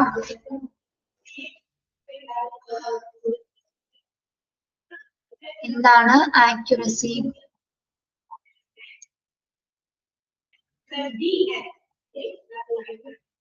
കാര്യക്ഷമത. നമുക്ക് അവിടുത്തെ വേരിയേഷൻസ് വരുന്നതിന്റെ പ്രധാനപ്പെട്ട കാരണം സ്റ്റാഫുകളുടെ കാര്യക്ഷമത കുറവ് മൂലമല്ലേ? അവർ എഫക്റ്റീവ് ആയിട്ട് പെരുമാറാത്തത് കൊണ്ടല്ലേ? അതായത് ഓരോ സ്റ്റോക്കിന്റെ കാര്യങ്ങൾ നമ്മൾ എടുത്തു നോക്കുന്ന സമയത്ത് എന്താണ് കൃത്യമായിട്ട് നമുക്ക് അറിയാൻ സാധിക്കും. അതായത് ഓരോ സ്റ്റാഫുകൾ അവരുടെ ഡ്യൂട്ടി കാര്യക്ഷമമായിട്ട് ചെയ്തിട്ടില്ല അല്ലെ. അപ്പൊ ആക്യുറേറ്റ് ആയിട്ട് ചെയ്യുകയാണെങ്കിൽ എന്താണ് അവിടെ വേറെ തരത്തിൽ ഇഷ്യൂസ് വരുന്നില്ല. അവർ ആക്യുറേറ്റ് ആയിട്ട് പെരുമാറിയിട്ടാണെങ്കിൽ വർക്ക് ചെയ്തിട്ടില്ല എന്നത് കൊണ്ടാണ് സ്റ്റോക്കിൽ പലതരത്തിലുള്ള വേരിയേഷൻസ് വരാനുള്ള കാരണം ഉണ്ടായത്. ഓക്കെ, അപ്പോ രണ്ടാമത്തെ സ്റ്റോക്ക് വെരിഫിക്കേഷന് രണ്ടാമത് നമുക്ക് വേണ്ടത് എന്താണ്? ആക്യുറേറ്റ് ആയിരിക്കണം. ആദ്യത്തേത് എന്താണ്? അക്കൗണ്ടബിലിറ്റി ഉണ്ടായിരിക്കണം. ഏത് സ്റ്റോർസ് ആണെങ്കിൽ അതിനോട് നല്ല രീതിയിലുള്ള ഒരു ഉത്തരവാദിത്വം നമ്മൾ കാണിച്ചിരിക്കണം. ദെൻ അതോടൊപ്പം തന്നെ അവിടുത്തെ പ്രവർത്തനങ്ങൾ എപ്പോഴും എങ്ങനെയായിരിക്കണം? ആക്യുറേറ്റ് ഉള്ളതായിരിക്കണം അല്ലെങ്കിൽ കാര്യക്ഷമമായിട്ടുള്ളതായിരിക്കണം. പിന്നെ observing of theft and pilferage. Observing of theft and pilferage. സ്റ്റോറിൽ എന്തെങ്കിലും തരത്തിലുള്ള മോഷണങ്ങളോ അല്ലെങ്കിൽ തട്ടിപ്പോ വെട്ടിപ്പോ ഒക്കെ നടക്കുന്നുണ്ടോ എന്ന് നമ്മൾ കൃത്യമായിട്ട് എന്ത് ചെയ്തിരിക്കണം? ഒബ്സർവ് ചെയ്തിരിക്കണം. ചെയ്തില്ലെങ്കിൽ നമുക്കത് അറിയാൻ സാധിക്കില്ല. ഓക്കെ, അതായത് സ്റ്റോക്കിലെ വേരിയേഷൻ വരുമ്പോൾ തന്നെ നമുക്ക് മനസ്സിലാക്കാൻ പറ്റണം ഇത് ആരോ എടുത്തുകൊണ്ട് പോയതാണെന്ന് അല്ലെ. സ്റ്റോക്കിൽ വേരിയേഷൻ വരുമ്പോൾ തന്നെ നമുക്ക് മനസ്സിലാക്കാൻ പറ്റും. അതായത് ഇത്ര എണ്ണം ഓൾറെഡി ഉണ്ടായിരുന്നത് ഇന്നലെ നോക്കിയപ്പോ ഉണ്ടായിരുന്നു, ഇന്ന് നോക്കിയപ്പോ ഉണ്ടായില്ല. അപ്പൊ അതിനർത്ഥം എന്താണ്, ഒരാളത് എടുത്തുകൊണ്ട് പോയിട്ടുണ്ടെന്ന് നമുക്ക് മനസ്സിലാക്കാൻ പറ്റണം അല്ലെ. അല്ലെങ്കിൽ എന്തെങ്കിലും തരത്തിലുള്ള വേറെ അടയാളങ്ങളോ എവിഡൻസോ അതിനകത്ത് തന്നെ ചിലപ്പോൾ ഉണ്ടാവായിരിക്കും. ആരെങ്കിലും കാൽപ്പാടുകൾ അല്ലെങ്കിൽ എന്തെങ്കിലും. ഇപ്പൊ നമ്മളിപ്പോ കള്ളന്മാര് വന്നു കഴിഞ്ഞാല് ചിലപ്പോ പോക്കറ്റ്സിലെ എന്താ പറയാ പേഴ്സ് ഒക്കെ കളഞ്ഞു വിടാറില്ല. നമുക്ക് പേഴ്സ് കളഞ്ഞു, ID കാർഡ് അങ്ങനെ എന്തെങ്കിലുമൊക്കെ പോയി താഴെ കിടക്കുന്നുണ്ടോ. അപ്പൊ നമ്മൾ കൃത്യമായിട്ട് ഒബ്സർവ് ചെയ്യുന്ന സമയത്ത് നമുക്ക് എന്ത് മനസ്സിലാവും, അതിനകത്ത് ആരോ മോഷ്ടിച്ചിട്ടുണ്ട് എന്ന് ഒബ്സർവ് ചെയ്യുന്നതിന്റെ ഭാഗമായിട്ട് നമുക്ക് മനസ്സിലാക്കാൻ പറ്റും. ഓക്കെ, അതായത് എന്തെങ്കിലും ഒരു മെറ്റീരിയൽസ് കളവ് പോയതാണോ എന്ന് നമുക്ക് തിരിച്ചറിയാൻ പറ്റും. ഓക്കെ, മനസ്സിലായതാണ് observing of theft and pilferage എന്ന് പറയുന്നത്. പിന്നെ examining of systems. Examining of systems സ്റ്റോറിൽ നമ്മൾ നേരത്തെ പറഞ്ഞു, സ്റ്റോറിൽ ഒരു മാനുവൽ ഉണ്ട്. ആ മാനുവൽ അനുസരിച്ച് തന്നെയാണോ സ്റ്റോർസിലെ എല്ലാ പ്രവർത്തനങ്ങളും നല്ല രീതിയിൽ നടക്കുന്നതെന്ന് നമ്മൾ ചെക്ക് ചെയ്തിരിക്കണം. ഓക്കെ, അതായത് സ്റ്റോറിന് ഓൾറെഡി ഒരു മാനുവൽസിൽ സൂചിപ്പിക്കുന്ന എന്താണ്, അവിടുത്തെ പോളിസീസ് ആൻഡ് പ്രൊസീജിയേഴ്സ് ആണ്. അതൊക്കെ അനുസരിച്ച് തന്നെയാണ് അവിടുത്തെ സിസ്റ്റം വർക്ക് ചെയ്യുന്നത്, അതായത് അത് പ്രവർത്തിക്കുന്നതെന്ന് കൃത്യമായിട്ട് എക്സാമിൻ ചെയ്തിരിക്കും. ഓക്കെ, അപ്പൊ നമുക്കത് എക്സാമിൻ ചെയ്യുന്നതിനനുസരിച്ചിട്ട് എവിടെയാണ് അവിടെ ഒരു ഡിഫിക്കൽട്ടീസ് വന്നതെന്ന് നമുക്ക് തിരിച്ചറിയാനായിട്ട് സാധിക്കും. ഓക്കെ, പിന്നെ ഫിഫ്ത്ത് വൺ എന്താണ്, review of safety. Review of safety. Review of safety എന്തായിരിക്കും?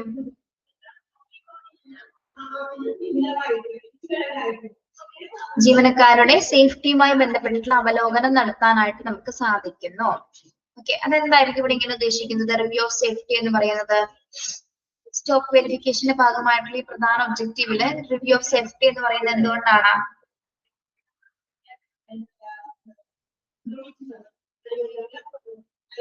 നമ്മുടെ ഓരോ സ്റ്റോഴ്സിനും ഏറ്റവും ഇമ്പോർട്ടന്റ് ആയിട്ട് പറയുന്ന ഒരു ഫാക്ടറാണ് സ്റ്റാഫുകളുടെ സേഫ്റ്റി എന്ന് പറയുന്നത് അല്ലെ. എല്ലാ സ്റ്റോഴ്സിലും, അതായത് പ്രത്യേകിച്ച് ഡേഞ്ചറസ് മെറ്റീരിയൽസ് സൂക്ഷിക്കുന്ന സ്റ്റോറുകളാണെങ്കിൽ അല്ലെങ്കിൽ മറ്റ് എന്താ പറയാ ഫലപ്രദമായിട്ടുള്ള മറ്റ് വസ്തുക്കൾ സൂക്ഷിക്കുന്ന സ്റ്റോർസ് ആണെങ്കിലും അത് എക്യുപ്മെന്റ്സിന്റെ സ്റ്റോറുകളാണെങ്കിലും പലതരത്തിലുള്ള അപകടങ്ങൾ അവിടെ ഉള്ളിലിരിപ്പുണ്ട് അല്ലെ. അപ്പൊ അതിനാൽ തന്നെ ജീവനക്കാരുടെ സേഫ്റ്റിയുമായി ബന്ധപ്പെട്ട അവലോകനം നമ്മൾ നടത്തേണ്ടതുണ്ട്. കാരണം ഇപ്പൊ ഇതേപോലെ തന്നെ ഈ ഓരോ മെറ്റീരിയൽസ് തട്ടിക്കൊണ്ട് പോയി എന്നൊക്കെ നമ്മൾ പറഞ്ഞില്ലേ, മോഷണം പോയി. അപ്പൊ ചിലപ്പോൾ സ്റ്റാഫുകളെ ഭയപ്പെടുത്തിയിട്ടും ഇത് ചെയ്യാറുണ്ട് ആൾക്കാരെ. നമ്മൾ വീഡിയോയിലൊക്കെ കാണുന്നത് പോലെ, അതായത് അവിടെ നിൽക്കുന്ന സ്റ്റാഫിനെ എന്തെങ്കിലും അപായപ്പെടുത്തിയിട്ട് എന്ത് ചെയ്യാറുണ്ട്, മെറ്റീരിയൽസ് എടുത്തുകൊണ്ട് പോവാറുണ്ട് അല്ലെ. അതേപോലെ തന്നെ എന്താണ് ഇവിടെ സേഫ്റ്റി ഉറപ്പുവരുന്ന മറ്റൊരു കാര്യം എന്ന് പറയുന്നത്, അപകടകരമായിട്ടുള്ള വസ്തുക്കളുടെ സ്റ്റോറേജസ് ആണെങ്കിൽ അവിടെ ഇതേപോലെ തീപിടുത്തത്തിനുള്ളൊരു സാധ്യത അല്ലെ, ഫയർ ഉണ്ടാവാനുള്ള അല്ലെങ്കിൽ മറ്റെന്തെങ്കിലും ഡിഫിക്കൽട്ടീസ് ഉണ്ടാവാൻ സാധ്യത. അപ്പൊ അതിനാൽ തന്നെ നമ്മൾ നിർബന്ധമായിട്ടും ശ്രദ്ധിക്കേണ്ട മറ്റൊന്ന് എന്താണ്, സ്റ്റോറുമായി ബന്ധപ്പെട്ടുള്ള ജീവനക്കാർ, അതുമായി ബന്ധപ്പെട്ടുള്ള വർക്ക് ചെയ്യുന്ന ജീവനക്കാരുടെ സേഫ്റ്റി ഉറപ്പുവരുത്തേണ്ട കാര്യങ്ങൾ കൂടി നമ്മളിവിടെ അതിന്റെ ഒബ്ജക്റ്റീവ് വൈസ് നമ്മൾ പറയേണ്ടതുണ്ട്. ഓക്കെ, അതുകൊണ്ടാണ് റിവ്യൂ ഓഫ് സേഫ്റ്റി എന്ന് നമ്മൾ ഉദ്ദേശിക്കുന്നത്. അപ്പോ എന്താണ് ഒബ്ജക്റ്റീവ്സ് ഓഫ് സ്റ്റോക്ക് വെരിഫിക്കേഷൻസ് ആണ് നമ്മൾ പറഞ്ഞത്. സ്റ്റോക്ക് വെരിഫിക്കേഷന്റെ പ്രധാന ഒബ്ജക്റ്റീവ്സ് എന്ന് പറഞ്ഞാൽ എങ്ങനെയായിരിക്കണം? Accountability, accuracy, observing of theft and pilferages, examining of systems and review of safety. ഇത്രയും കാര്യങ്ങൾ ഇതിന്റെ ഒബ്ജക്റ്റീവ്സ് ആയിട്ടാണ് നമ്മൾ കൺസിഡർ ചെയ്യുന്നത്. ഓക്കെ, അപ്പൊ ഈ ഒബ്ജക്റ്റീവ്സ് നോക്കിയിട്ടാണ് നമുക്ക് കൃത്യമായിട്ട് സ്റ്റോറിൽ എന്തെങ്കിലും വേരിയേഷൻസ് ഒക്കെ ഉണ്ടോ എന്ന് നമുക്ക് തിരിച്ചറിയാനായിട്ട്. അതായത് ഈ പറഞ്ഞ കാര്യങ്ങൾ അതേപടി എല്ലാം പാലിക്കുന്നില്ലെങ്കിൽ എന്ത് മനസ്സിലാക്കാം, സ്റ്റോറിൽ ഓൾറെഡി എന്തെങ്കിലും തരത്തിലുള്ള മിസ്റ്റേക്സുകൾ അല്ലെങ്കിൽ ഇറേഴ്സോ പിശകുകളോ ഉണ്ടെന്ന് നമുക്ക് തിരിച്ചറിയാൻ സാധിക്കും. ഓക്കെ, നമ്മൾ ഓരോ ഒബ്ജക്റ്റീവ്സ് തയ്യാറാക്കുന്ന എന്തിനു വേണ്ടിയിട്ടാണ്? അതനുസരിച്ച് പ്രവർത്തിക്കാൻ വേണ്ടിയിട്ടാണ്. അതനുസരിച്ച് പ്രവർത്തിക്കുന്നില്ലെന്ന് കണ്ടു കഴിഞ്ഞാൽ നമുക്ക് എന്ത് മനസ്സിലാക്കാം, ഇവിടെ എന്തെങ്കിലും ഡിഫിക്കൽട്ടികൾ ഉണ്ടെന്ന് തിരിച്ചറിയാനായിട്ട് സാധിക്കും. ഓക്കെ, മനസ്സിലായോ?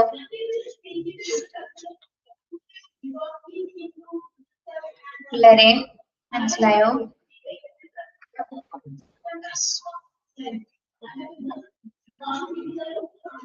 അപ്പോ ഈ ഒബ്ജക്റ്റീവ്സ് ഓഫ് സ്റ്റോക്ക് വെരിഫിക്കേഷന്റെ ഈ പേരുകള് ഹെഡ് പോയിന്റ് മാത്രം ഒന്ന് പഠിച്ചോളൂ കേട്ടോ.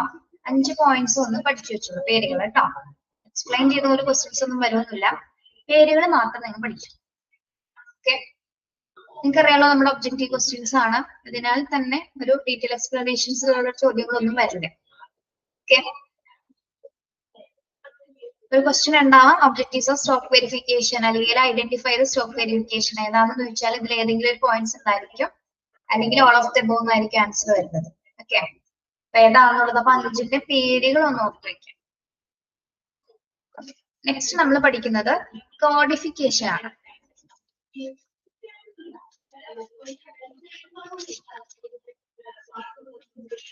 കോഡിഫിക്കേഷൻ എന്താണ്? കോഡ് എന്ന് പറയുന്നത് നമ്മൾ എന്തിനാണ് കോഡ് യൂസ് ചെയ്യുന്നത്? കോഡുകള് ഒരു പെർട്ടിക്കുലർ മെറ്റീരിയൽ നമുക്ക് പെട്ടെന്ന് ഐഡന്റിഫൈ ചെയ്യാൻ വേണ്ടിട്ട് അല്ലെ. അതേപോലെ നമ്മൾ ഡിസാസ്റ്ററിൽ കുറെ കോഡുകൾ പഠിച്ചു. എന്തിനാണ് ഡിസാസ്റ്ററിൽ നമ്മൾ കോഡ് പഠിച്ചത്? ഡിഫറെന്റ് ടൈപ്സ് ഓഫ് കളർ കോഡുകൾ നമ്മൾ പഠിച്ചു അല്ലെ ഡിസാസ്റ്റർ മാനേജ്മെന്റില്. എന്തിനു വേണ്ടിയിട്ടാണ് നമ്മൾ ഈ കോഡുകൾ യൂസ് ചെയ്യുന്നത്? എന്തിനു വേണ്ടിയിട്ടാണ് കോഡുകൾ യൂസ് ചെയ്യുന്നതിന് വേണ്ടിയിട്ടാ? ഐഡന്റിഫൈ ചെയ്യാൻ വേണ്ടിട്ട് പെർട്ടിക്കുലർ ഐറ്റംസിനെ നമുക്ക് പെട്ടെന്ന് ആക്സസ് ചെയ്യാൻ വേണ്ടിയിട്ടാണ് നമ്മൾ ആ കോഡ്സ് ഉപയോഗിക്കുന്നത്. ഓക്കെ, അപ്പൊ നമ്മൾ അവിടെ ഉപയോഗിച്ച് എന്തിനു വേണ്ടിയിട്ടാണ്? ഓരോ പെർട്ടിക്കുലർ സിറ്റുവേഷൻ ബേസ്ഡ് ആയിട്ട് ആ സിറ്റുവേഷൻ തിരിച്ചറിയാൻ വേണ്ടിയിട്ടാണ് നമ്മൾ ഡിസാസ്റ്റേഴ്സിൽ കോഡുകൾ ഉപയോഗിച്ചത്. ഇവിടെ നമ്മൾ മെറ്റീരിയൽസിൽ കോഡിഫിക്കേഷൻ കൊണ്ടുവന്നിരിക്കുന്നത് ഓരോ മെറ്റീരിയൽസും സ്പെസിഫൈ ചെയ്ത് കണ്ടെത്താൻ വേണ്ടിയിട്ടാണ് അല്ലെ. ഓക്കെ, ഹോസ്പിറ്റലിനെ സംബന്ധിച്ചിടത്തോളം നമുക്കറിയാലോ ഒരുപാട് ഡിപ്പാർട്ട്മെന്റിൽ ഒരുപാട് മെറ്റീരിയൽസ് നമ്മൾ സേവ് ചെയ്യുന്നുണ്ട്. അപ്പൊ അതിനെല്ലാം തന്നെ ഈസി ആയിട്ടൊരു മാനറിൽ നമുക്ക് തിരിച്ചറിയാൻ വേണ്ടിയിട്ട് കൂടിയാണ് നമ്മൾ കോഡിഫിക്കേഷൻ ചെയ്യുന്നത്. അപ്പൊ അതെന്താണെന്ന് നോക്കാം.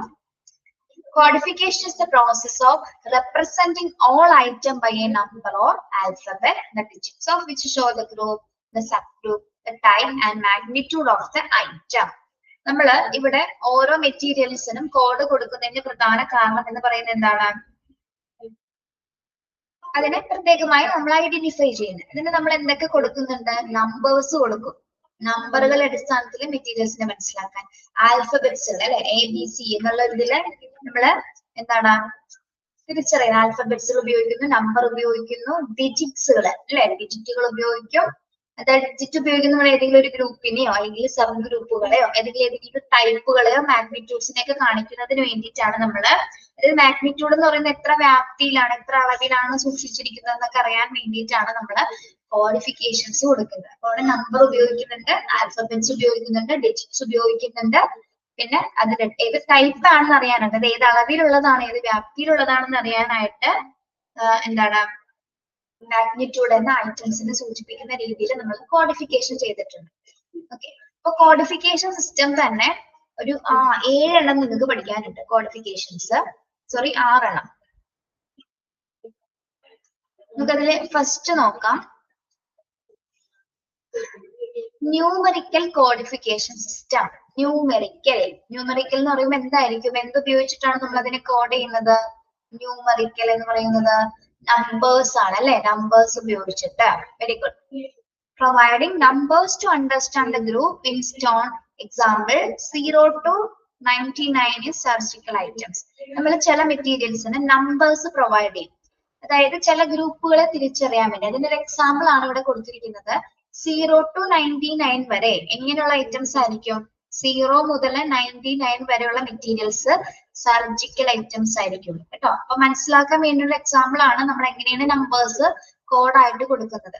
അപ്പൊ 0 മുതൽ 99 വരെയുള്ള മെറ്റീരിയൽസ് എല്ലാം തന്നെ ഏത് ഐറ്റംസിന്റെ കാറ്റഗറിയിലാണ് വരുന്നത്? ഏത് ഐറ്റംസ് ആണ്? സർജിക്കൽ ഐറ്റംസ് ആണ്. അതേപോലെ തന്നെ 99 തുടങ്ങി അങ്ങോട്ട് അല്ലെങ്കിൽ മറ്റ് ഡിജിറ്റ്സ് വെച്ചിട്ട് എന്താണ് ഓരോ ഗ്രൂപ്പ്സുകൾ ഇങ്ങനെ സ്റ്റാർട്ട് ചെയ്യും. ഓക്കെ, അപ്പൊ ഇതൊന്ന് ഓർത്ത് വെക്കണം. 0 മുതൽ 99 വരെ വരുന്ന അതെന്തിനെ റെപ്രസെന്റ് ചെയ്യുന്ന മെറ്റീരിയൽസ് ആണ്? സർജിക്കൽ ഐറ്റംസ് ആണ്. അതിന് ഏത് കോഡാണ് നമ്മൾ കൊടുക്കുന്നത്? നമ്പർ ന്യൂമറിക്കൽ കോഡ്സ് ആണ് ഉപയോഗിക്കുന്നത് കേട്ടോ. നമ്പേഴ്സ് ആണ് നമ്മൾ ഉപയോഗിക്കുന്നത്. മനസ്സിലായോ?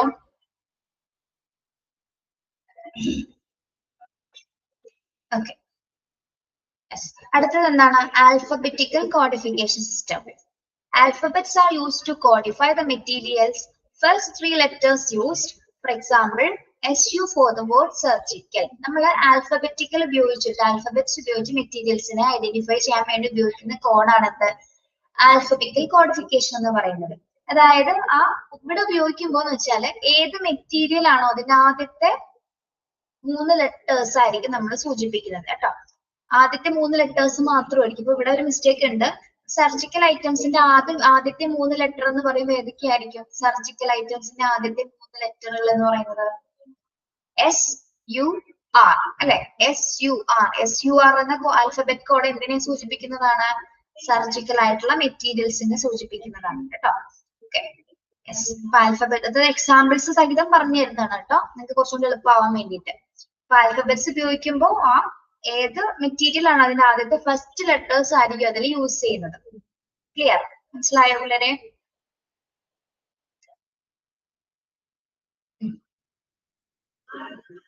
Okay, next alpha numerical system. Next one എന്താണ്? Alpha numerical system. It is the combination of alphabetical and numerical system. ഇവിടെ എങ്ങനെയാണ് ആൽഫാ ന്യൂമറിക്കൽ എന്ന് പറയുന്നത്? ആൽഫബറ്റ്സ് ഉണ്ട്, നമ്പേഴ്സ് ഉണ്ട്, അതിന്റെ രണ്ടിന്റെയും കോമ്പിനേഷൻസ് ആണ്. ഓക്കെ, ആൽഫബറ്റ്സ് ഉപയോഗിക്കുന്നുണ്ട്, അതേപോലെ തന്നെ നമ്മള് നമ്പേഴ്സും കൂടി ചേർന്ന ഒരു കോമ്പിനേഷൻ ആണ് എന്ത്? ആൽഫാ ന്യൂമറിക്കൽ സിസ്റ്റം എന്ന് പറയുന്നത്. Use alphabets to show main groups and numbers for sub groups for vice versa. അപ്പൊ നമ്മൾ ഇവിടെ എങ്ങനെ ഉപയോഗിക്കും കോമ്പിനേഷൻ എന്ന് പറയുമ്പോൾ? ആൽഫബറ്റ്സുകൾ നമ്മൾ ഇപ്പൊ ഒരു ടൈപ്പ് ഓഫ് മെറ്റീരിയൽസ് ഉണ്ടെങ്കിൽ അതിന്റെ മെയിൻ ഗ്രൂപ്പിന്, അതായത് മെയിൻ ഗ്രൂപ്പും സബ് ഗ്രൂപ്പും ഉണ്ടായിരിക്കും. അപ്പൊ മെയിൻ ഗ്രൂപ്പിന് നമ്മൾ എന്ത് കൊടുക്കും? ആൽഫബറ്റ്സ് കൊടുക്കും. സബ് ഗ്രൂപ്പ്സിന് എന്ത് കൊടുക്കും? നമ്പേഴ്സ് കൊടുക്കും കേട്ടോ. ഇത് രണ്ടും കൂടി കമ്പൈൻ ചെയ്തിട്ടുള്ള ഒരു കോഡിഫിക്കേഷൻ സിസ്റ്റം ആണ് എന്ത്? ആൽഫാ ന്യൂമറിക്കൽ സിസ്റ്റം എന്ന് പറയുന്നത്. അപ്പൊ ആദ്യത്തെ മെറ്റീരിയൽസിന്റെ നമ്മൾ മെയിൻ ഗ്രൂപ്പുകൾക്ക് എന്ത് കൊടുക്കുന്നു? ആൽഫബറ്റ്സ് കൊടുക്കുന്നു. സെക്കൻഡ് ആൽഫബറ്റ്സ് കൊടുക്കുക എന്ന് പറഞ്ഞാൽ ആദ്യത്തെ 3 ലെറ്റേഴ്സ് കൊടുക്കും. ഏത് മെറ്റീരിയൽ ആണോ എന്നതിന്റെ മെയിൻ ഗ്രൂപ്പ്സിന് ആദ്യത്തെ 3 ലെറ്റേഴ്സ് കൊടുക്കും. മറ്റതിൽ എന്താണ്? സബ് ഗ്രൂപ്പ്സിൽ നമ്മൾ എന്ത് ചെയ്യും? അവിടെ നമ്മൾ നമ്പേഴ്സ് ആഡ് ചെയ്യും. ഓക്കെ, അങ്ങനെയാണ് ആൽഫാ ന്യൂമറിക്കൽ സിസ്റ്റം കോഡിഫിക്കേഷൻസ് ഉപയോഗിക്കുന്നത്. മനസ്സിലായോ? ഇത് കോമ്പിനേഷൻ ആണ് കേട്ടോ. ആൽഫബറ്റിക്സും ന്യൂമറിക്കലും തമ്മിലുള്ള കോമ്പിനേഷൻ ആണ് ആൽഫാ ന്യൂമറിക്കൽ സിസ്റ്റം. ക്ലിയർ?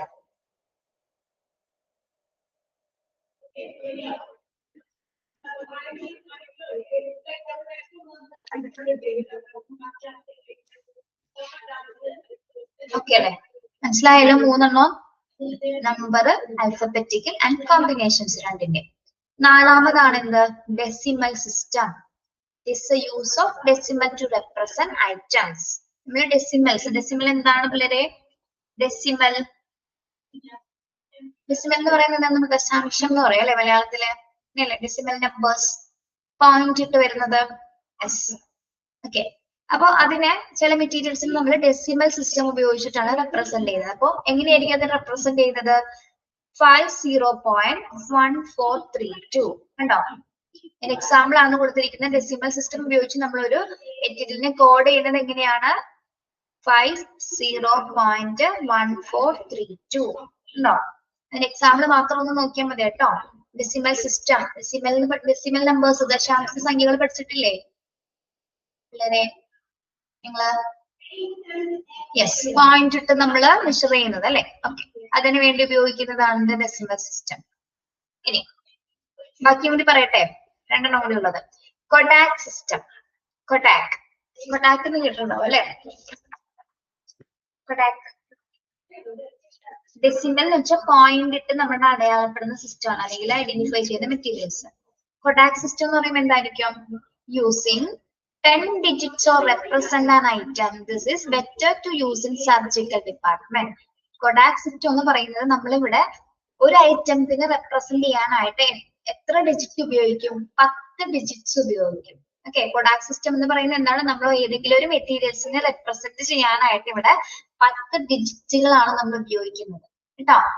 ഇതാണ് കൊഡാക് സിസ്റ്റം. നമ്മൾ ഏറ്റവും കൂടുതൽ ഇത് ഉപയോഗിക്കുന്നത് സർജിക്കൽ ഡിപ്പാർട്ട്മെന്റ്സിലാണ് കൊഡാക് സിസ്റ്റം ഉപയോഗിക്കുന്നത് കേട്ടോ. ഏറ്റവും കൂടുതലായിട്ട് യൂസ് ചെയ്യുന്നതും ഏറ്റവും ബെറ്റർ ആയിട്ട് യൂസ് ചെയ്യാൻ പറ്റുന്നത് നമുക്ക് സർജിക്കൽ ഡിപ്പാർട്ട്മെന്റിലാണ്. കൊഡാക് സിസ്റ്റം എന്ന് പറയുന്നത് എന്താണ്? ഒരു ഐറ്റത്തിനെ റെപ്രസെന്റ് ചെയ്യാൻ വേണ്ടിയിട്ട് നമ്മൾ 10 ഡിജിറ്റ് യൂസ് ചെയ്യുന്നതിനെയാണ് കൊഡാക് സിസ്റ്റം എന്ന് പറയുന്നത്. ക്ലിയർ?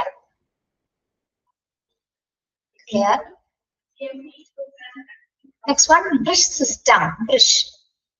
ബ്രിഷ് എന്തായിരിക്കും? Using 7 digits. ഇവിടെ നമ്മൾ എത്രയാണ് ഉപയോഗിക്കുന്നത്?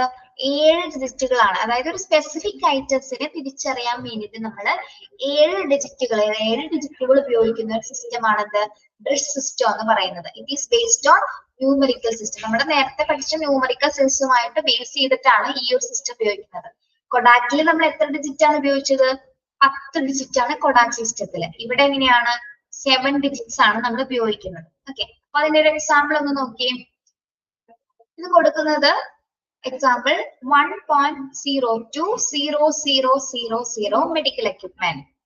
ഇപ്പൊ എത്ര ഡിജിറ്റ് ഉണ്ടെന്ന് എണ്ണി നോക്കിയേ.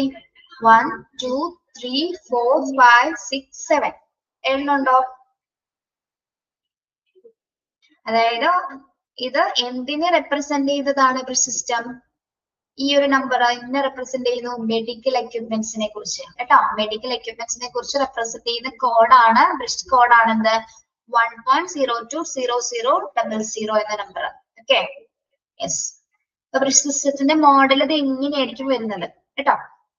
അപ്പൊ അതിന്റെ ബാക്കി എക്സാമ്പിൾ കൊടുത്തിട്ടുണ്ട് കണ്ടോ. 102 10100 എന്ന് പറയുന്നത് ബെഡ് ക്ലാസ് അനലൈസറിനെ കുറിച്ചിട്ടുള്ള BG-നെ കുറിച്ചിട്ടുള്ള മോഡൽസ് ആണ്. പിന്നെ 1.020101 എന്താണ് മോഡൽ BG-A3. ഏതാണ്ട് നമ്മുടെ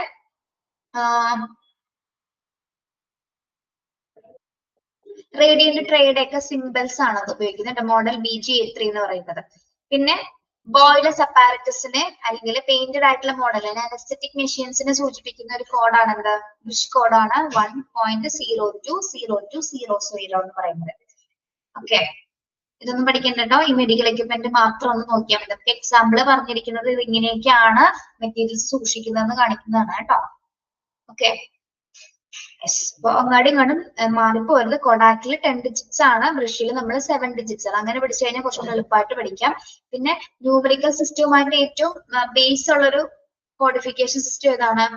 ന്യൂമറിക്കൽ സിസ്റ്റവുമായി ബേസ് ചെയ്തത് ബ്രിഡ്ജ് സിസ്റ്റം ആണ് കേട്ടോ. ഒന്നും കൂടി നോക്കണം, ഇതൊന്ന് പഠിക്കണം കേട്ടോ. ഓരോ 6 സിസ്റ്റംസും 6 കോഡ്സുകൾ ഏതൊക്കെയാണ്? ന്യൂമറിക്കൽ കോഡ് ഉണ്ട്, ആൽഫബറ്റിക്കൽ കോഡ് ഉണ്ട്, ആൽഫ ന്യൂമറിക്കൽ കോഡ്. ഇത് രണ്ടിന്റെ കോമ്പിനേഷൻസ് ആണ് അല്ലെ. പിന്നെ ഡെസിമൽ സിസ്റ്റം നമ്മൾ പോയിന്റ് ചെയ്ത് ഉപയോഗിക്കുന്നത്. കൊഡാക് സിസ്റ്റം എന്ന് വെച്ചാൽ ഒരു ഐറ്റംസിനെ റെപ്രസെന്റ് ചെയ്യാനായിട്ട് നമ്മൾ 10 ഡിജിറ്റ് ഉപയോഗിക്കും. ബ്രിഡ്ജ് സിസ്റ്റം എന്ന് പറഞ്ഞാൽ എന്താണ്? ഒരു ഐറ്റംസിനെ, പ്രത്യേകിച്ച് ഒരു മെഡിക്കൽ എക്യുപ്മെന്റ്സിനെ റെപ്രസെന്റ് ചെയ്യാനായിട്ട് നമ്മൾ 7 ഡിജിറ്റ്സ് ആണ് ഉപയോഗിക്കുന്നത്. നമ്മുടെ ന്യൂമറിക്കൽ സിസ്റ്റവുമായിട്ടുള്ള ബേസ് ചെയ്തിട്ടാണ് നമ്മളിത് ഈ ഒരു സിസ്റ്റം കോഡ് ചെയ്യുന്നത് കേട്ടോ. ക്ലിയർ ആണോ?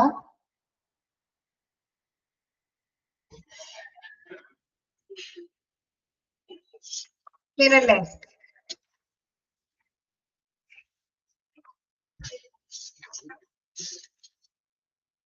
Okay. Thank you. Have a nice day. ശരി.